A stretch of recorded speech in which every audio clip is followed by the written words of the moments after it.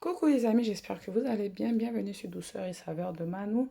Aujourd'hui, je partage avec vous une recette de kedjenou de pintade. Donc, si vous êtes de la Côte d'Ivoire, si vous connaissez un peu la gastronomie ivoirienne et que vous avez vu cette petite marmite-là, vous avez certainement deviné le repas d'aujourd'hui. Donc, le kedjenou, c'est un plat traditionnel qui se fait en Côte d'Ivoire. Traditionnellement, on le fait dans des marmites, mais quand on n'a pas accès à la marmite, aux feuilles de bananier ou bien aux feuilles d'artiquet pour refermer, on peut utiliser cette marmite en aluminium là.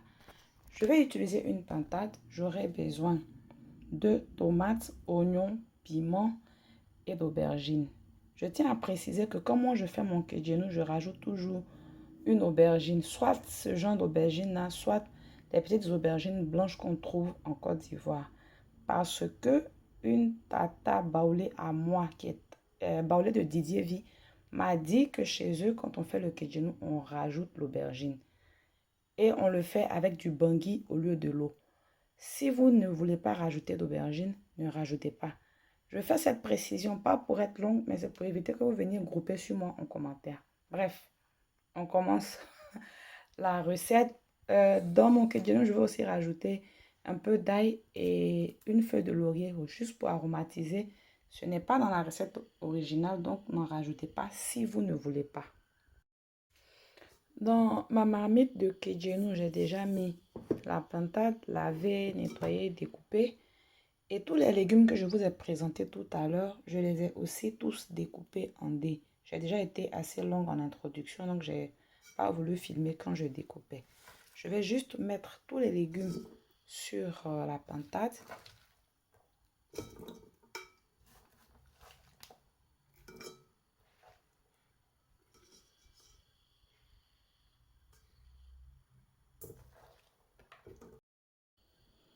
Je vais venir assaisonner avec mon assaisonnement fait maison. Je laisserai le lien de la vidéo si jamais vous êtes intéressé, ou alors vous assaisonnez avec votre assaisonnement habituel. Je rajoute aussi du sel.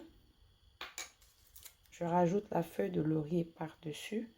Et comme je l'ai dit en introduction, au village, on cuisine le kedjenou avec un peu de bondi. Le bondi, c'est du vin de palme naturel. Et si vous n'en avez pas, vous pouvez remplacer par du vin blanc qu'on vend au supermarché. Ou alors, si vous ne voulez pas vous compliquer la vie comme moi, vous rajoutez juste de l'eau. Juste un peu d'eau. Parce que quand on a refermé la casserole, c'est la vapeur. Donc, on ne rajoute pas assez d'eau parce que quand on va refermer, les légumes vont dégager assez de vapeur et c'est ce qui va constituer notre sauce. On referme, on n'ouvre plus pendant 1h15 minutes. Au bout de 30 minutes, je vais venir secouer ma marmite. Donc le kedjenou, contrairement aux autres sauces où on peut ouvrir en cours de cuisson, utiliser une cuillère, louche, écumoire ou spatule pour bien tourner pour éviter que le bas ne brûle. Le kedjenou, on le secoue plutôt. Donc,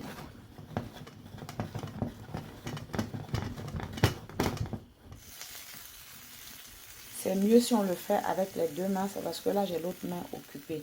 Donc il faut bien attraper la casserole ou la marmite des deux côtés, bien secouer et laisser cuire. J'ai oublié de préciser que c'est à feu un peu fort.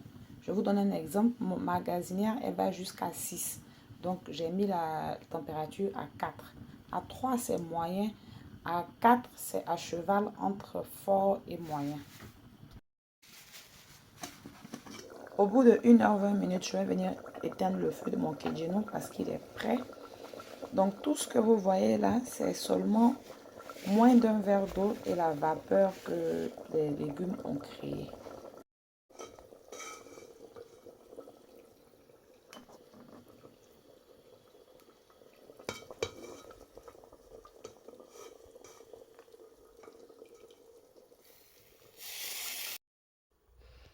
Nous arrivons à la fin de la vidéo. J'espère que la recette vous aura plu. Je vous invite à l'essayer car c'est très très bon.